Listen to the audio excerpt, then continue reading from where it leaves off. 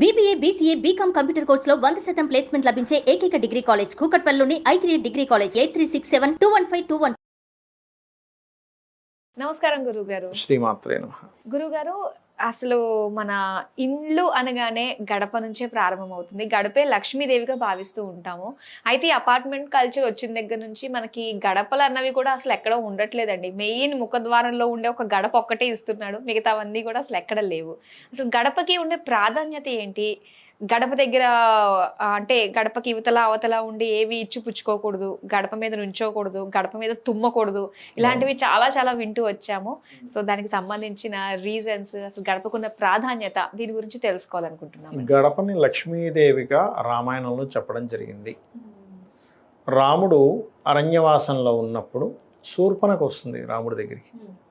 వచ్చి చక్కగా గడప మీద నిలబడి చేతులు ఇలా పెట్టుకొని చూస్తూ ఉంటుంది. అప్పుడు రాముడికి ఉన్నటువంటి గొప్ప టాలెంట్ ఏంటంటే ఒక సెకండ్ మనిషిని చూస్తే ఆ మనిషి ఏంటని అంచనా వేయగలుగుతాడు. రాజులో ఉండాల్సిన గొప్ప లక్షణం అది. వెంటనే కనిపెట్టగలగాలి. మోసపోవడం కాదు రాజు లక్షణం, కనిపెట్టగలగాలి ఏమిటి వీళ్ళేమిటి పరిస్థితి అని. అలాగా రాముడు చూసి అనుకుంటాడు కొన్ని విషయాలు.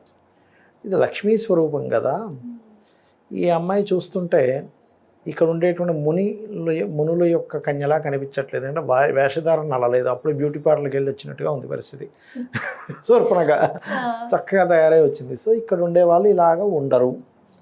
పోనీ దేవతలు ఏమైనా వచ్చి నిలబడ్డారా అంటే దేవతల కాళ్ళు కింద ఆనవు, గాల్లో కొంచెం తేలుతుంటాయి. రెప్పలు కొట్టుకోవు దేవతలకి, రెప్ప ఆర్పకుండా ఉంటారు. భూమి మీద ఆన ద్వారా కాలు భూమికి కొంత దూరంలో ఉంటుంది కాలు ఎప్పుడు కూడా, పాదం ఎప్పుడు కూడా.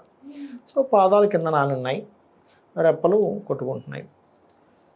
పోనీ ఏ రాజకన్యం అనుకుందాం, నిర్లజ్జగా నిలబడింది ఇలా, ఎటువంటి ఇది లేకుండా. లజ్జ లేదు కాబట్టి ఈవిడ ఖచ్చితంగా ఈవిడ లక్షణాలు, ఈవిడ నిలబడ్డ దీన్ని చూస్తే ఇది రాక్షస కన్య అని అర్థం చేసుకుంటాడు. అది కాకుండా రాక్షస కన్య అవడం వల్ల దేవతా స్వరూపం, లక్ష్మీ స్వరూపం అనేటువంటి ద్వారాన్ని లక్ష్మీ స్వరూపంగా భావించకుండా ఆవిడ నిలబడ్డది. సో ఈవిడ రాక్షస కన్య అర్థం చేసుకుంటాడు.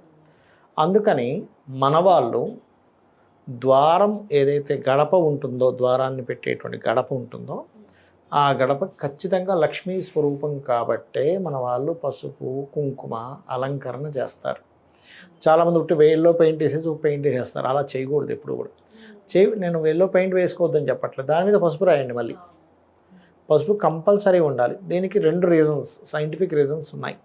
ఒకటి, మనకి ఏదైనా బ్యాక్టీరియా లోపలికి రాకుండా కొంతవరకు అది ఆపుతుంది. బ్యాక్టీరియా సైంటిఫిక్ పరంగా చూస్తే బ్యాక్టీరియా మాట్లాడతారు, నెగటివ్ ఎనర్జీ లోపలికి రాదు. ఇక్కడ నెగటివ్ ఎనర్జీని ఆపేటువంటిది పదము అని ఉంటుంది వాస్తులో. మీరు గడప పెట్టేది కూడా ఎక్కడ పెడితే అక్కడ పెడితే ఇంట్లోకి వెంటనే నెగటివ్ ఎనర్జీ ఇంట్లోకి వచ్చేస్తుంది. అలా కాకుండా దానికి పద నిర్మాణం, పద సంబంధంగా క్యాల్కులేషన్ చేస్తారు ఇల్లు కట్టేటప్పుడు. ఇంద్రా జయ, తూర్పు వైపు అయితే ఇంద్రా జయ పదాల్లో ఉందా లేదా, దక్షిణం వైపు అయితే 2, 3, 4 పదాల్లో యాక్సెప్టబుల్ చెప్పారు. పడమరలో కూడా మనకి 3, 4 పదాలు చెప్పారు. ఉత్తరంలో కూడా 3, 4 పదాలు చెప్పారు. అలా సుగ్రీవు, పుష్పదంతి ఇలా చెప్పారు కొన్ని. అలా మీరు కరెక్ట్గా ఆ పదంలో ఇల్లు యొక్క వైశాల్యం ఎంతుంది, పొడవు వెడల్పులు ఎంతున్నాయి, అక్కడ డిగ్రీ వైజ్గా ఎంత తిరిగింది ఆ ఇల్లు తెలుసుకొని దానికి తగ్గట్టుగా గడప పెట్టుకోవాలి. ఆ గడపకి మీరు చూడండి, అయ్యప్ప స్వామి దీక్ష తీసుకున్న వాళ్ళు ఇంటి నుంచి దీక్ష విరమణ కోసం కొండ మీదకి వెళ్ళే ముందు గడపకి కొబ్బరికాయ కొడతారు, తెలుసా మీకు? తిప్పుతారు. అవునండి. ఎందుకంటే ఒక మనిషి బయటికి ఎక్కడికైనా వెళ్ళినప్పుడు మరలా వాళ్ళు సేఫ్గా ఇంటికి తిరిగి వచ్చేలాగా ఆ ఇంటి గృహలక్ష్మి కాపాడుతూ ఉంటుంది. గృహంలో ఉండే స్త్రీ కూడా గృహలక్ష్మి, ఇంటికి ఉండేటువంటిది గృహలక్ష్మి. ఓకే, అలా ఏంటంటే ఇల్లుని కూడా గౌరవించాలని చెప్తుంది మన శాస్త్రం.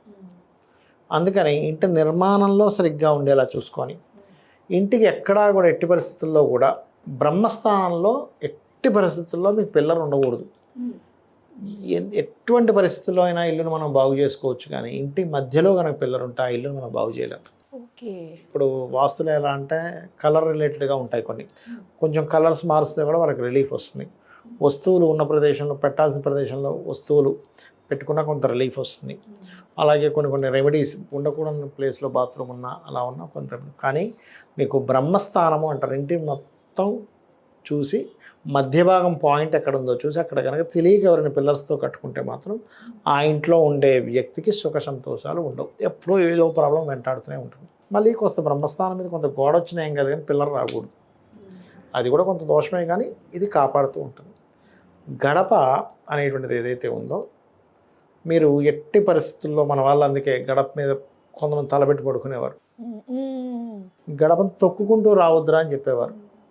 మీకు ఎందుకు ఇంట్లో చిన్నపిల్లలు ఉంటాయి గడప దగ్గర మన వాళ్ళు కొంతమంది చీపురు పెడతారు, లేకపోతే ఇనప వస్తువు ఏదైనా పెడతారు. మీరు చూడండి, ఎందుకంటే నెగటివ్ ఎనర్జీ ఎంటర్ అయ్యేది ఆ రూట్ నుంచి ఎంటర్ అవుద్ది, కిటికీలోంచి ఎంటర్ అవ్వదు, ద్వారంలోంచే ఎంటర్ అవుద్ది. అందుకని వాళ్ళు ఇంట్లో చిన్నపిల్లలకి ఎక్కడ కూడా నెగటివ్ ఎనర్జీస్ రాకూడదని అలా చేసేవారు. దీనికి మనకి ప్రత్యామ్నాయంగా గుమ్మడికాయ కట్టుకోవడము, బూడిది గుమ్మడికాయ కట్టుకోవడము ఇవి చేస్తూ ఉంటారు. కాకపోతే ఈ బూడిది గుమ్మడికాయ ఎంత కట్టుకున్నా ఏం చేసినా మీ ద్వారం గనక పర్ఫెక్ట్ ప్లేస్లో లేదు, ఇంకొంతమందికి గడపలు పాతగా అయిపోయి అది పగుళ్ళు రావడం, పెచ్చులు ఊడిపోవడం, కొంతవరకు కుళ్ళిపోవడం జరుగుతూ ఉంటుంది. అటువంటి గడప అసలు మీరు ఉంచుకోకూడదు. ఎందుకంటే అది ఇంట్లో ఎప్పుడైతే దోషం ఏర్పడిందో గడపలో ఇంట్లోకి నెగటివ్ ఎనర్జీ త్వరగా రావడానికి అది యాక్సెప్ట్ చేస్తూ ఉంటుంది. అంటే అది ఆపలేదు. ఎప్పుడైతే వన్స్ నెగటివ్ ఎనర్జీ ఇంట్లోకి ఎంటర్ అయిపోతే ఆ ఇంట్లో వాళ్ళు మనశ్శాంతిని కోల్పోతారు. భార్యాభర్తల మధ్యన విభేదాలు, తల్లి కొడుకులు తండ్రి కొడుకుల మధ్యన విభేదాలు, ఆ ఇంట్లో వాళ్ళకి ఎప్పుడు ఏదో అనారోగ్యం, ఎప్పుడూ ఏదో ఒక సమస్య, ధన సమస్య, ఏదో ఒక సమస్యలు వెంటాడుతూ ఉంటాయి. బికాజ్ ఆఫ్ ఆ ఇంట్లో ఉండేటువంటి దేవతా అసురులు పాజిటివ్గా పనిచేయవు అక్కడ. గడప చాలా ప్రధానం. ఇల్లు మొత్తం వాస్తుకి ఎత్తు అయితే గడప నిర్మాణం చేసుకునేటువంటి ప్రదేశం ఒక ఎత్తు. అందుకే చూడండి దానికి కూడా ఒక ముహూర్తం ఉంటుంది. గడప పెడుతున్నామంటే ముహూర్తంలో పెడతారు. అవునండి. ఇంటికి శంకుస్థాపన ముహూర్తం, ఇల్లు నిర్మాణం చేసేటప్పుడు చాలామంది కొన్ని మిస్టేక్స్ చేస్తారు. ఏంటంటే ఈశాన్యం నుంచి ప్రారంభిస్తారు. ఈశాన్యం నుంచి ప్రారంభించకూడదు, నైరుతి నుంచి ప్రారంభించాలి. ఇప్పుడు ఈశాన్యంలో గోడ కట్టాడు, ఇప్పుడు ఈశాన్యం ఎత్తు అయిపోయిందిగా, నైరుతి నుంచి ప్రారంభించాలి. పిల్లర్ వేసేది కానివ్వండి, ఇల్లు గోడలు కట్టేది కానివ్వండి, నైరుతి నుంచి ప్రారంభించాలి. అలాగే మరొకటి ఏంటంటే ఇక్కడ ఇంటి నిర్మాణంలో ఇందాక మనం చెప్పుకున్నట్టు గృహప్రవేశానికి ఒక ముహూర్తం, ద్వారం పెట్టడానికి ఒక ముహూర్తం ఉంటుంది, గృహ ఆరంభానికి ఒక ముహూర్తం ఉంటుంది. ఇలా మూడు అందులో చూడండి మనకి శంకుస్థాపనకి ఎంత ముఖ్యమో, గృహప్రవేశానికి ఎంత ముఖ్యమో, గడప పెట్టడానికి కూడా అంతే ముఖ్యం. అక్కడ కూడా చతుర్థ శుద్ధి, లగ్న శుద్ధి, అష్టమ శుద్ధి, లాభంలో చక్కగా మీకు రవి కానీ ఏమైనా శుభగ్రహాలు ఉన్నాయా, లగ్నంలో శుభగ్రహాలు ఉన్నాయా, దానికి దశలు గట్ట అన్నీ బాగున్నాయా, ఇవన్నీ కూడా లెక్కలేసుకుంటారు. సో ఇంత ఉంటుంది అనమాట. అయితే ఇప్పుడు మనకి మెయిన్ ముఖద్వారంలో ఉండే గడపే ఫస్ట్ అండి, మిగతావి గడపలు లేకపోయినా పర్వాలేదా? అది కొంతమంది ఇష్టం అమ్మాయి వాళ్ళ రేపు ఏంటంటే అన్నిటికీ గడపలు పెట్టట్లేదు. కాకపోతే మెయిన్ డోర్కి చాలా ఇంపార్టెంట్. మెయిన్ డోర్ లేకపోతే వెనకాల నుంచి కొంత అక్కడ కూడా కంపల్సరీ పెట్టుకోవాలి. ఎక్కడి నుంచి అయితే మనం వెళ్ళి వస్తూ లోపలికి ఎంటర్ అవుతామో ఇంటి లోపలికి ఆ ప్లేసెస్ లో ఖచ్చితంగా గడపలు ఉండాలి. గడప ఉండాల్సిందే. ఓకే గురుగారు, గడపకి సంబంధించి అలాగే మిగతా వాస్తుకు సంబంధించి చాలా విషయాలు మాతో పంచుకున్నందుకు ధన్యవాదాలు. శ్రీమాత్రేన.